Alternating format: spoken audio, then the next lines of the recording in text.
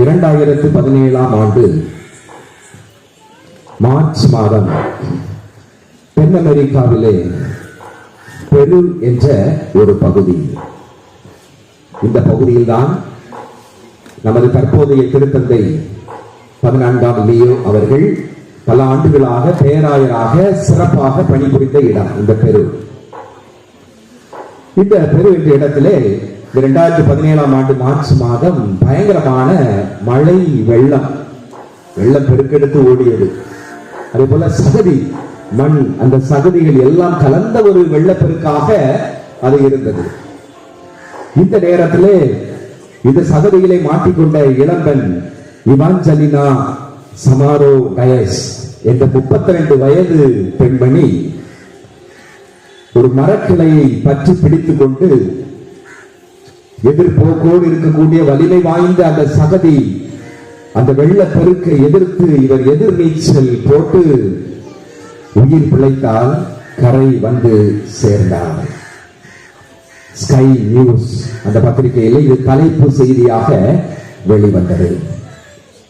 அன்புக்குரியவர்களே, இந்த நற்செய்தியிலே சொல்லப்பட்ட இந்த சமாரிய பெண் பாவ சேற்றிலிருந்து, தன்னுடைய கடந்த கால வாழ்க்கையிலிருந்து மாறி வெளியேறி உயிரை காத்துக்கொண்டு, நிலைவாழ்வை காத்துக்கொண்டு ஒரு புதிய வாழ்விற்குள் நுழைகிறார்.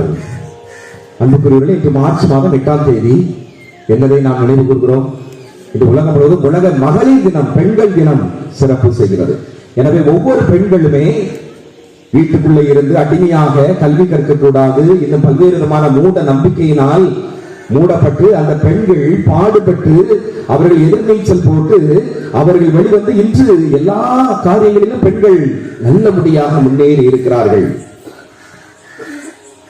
சகதியிலே இருந்த அவர்கள் இன்று உயிர் பிழைத்து இன்று எல்லோருடைய மனங்களிலும் நிறைந்தவர்களாக, புது வாழ்வு பெற்றவர்களாக, எல்லா பணிகளையும் செய்யக்கூடியவர்களாக, ஏன் இந்த மேலே வானத்திலே இருந்து இருக்கக்கூடிய, அங்கு பணி செய்யக்கூடிய, விண்வெளியிலே பணி செய்யக்கூடிய அளவுக்கு இன்று பெண்கள் முன்னேறி இருக்கிறார்கள்.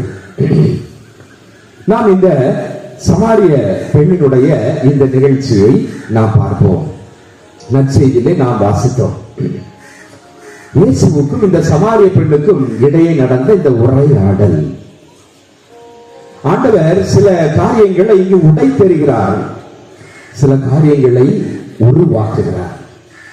இந்த உரையாடலிலே ஒரு சில விதமான மூட நம்பிக்கைகளை உடைத்து அந்த பெண்ணை உருவாக்குகிறார். முதலாவதாக நாம் பார்க்கும் பொழுது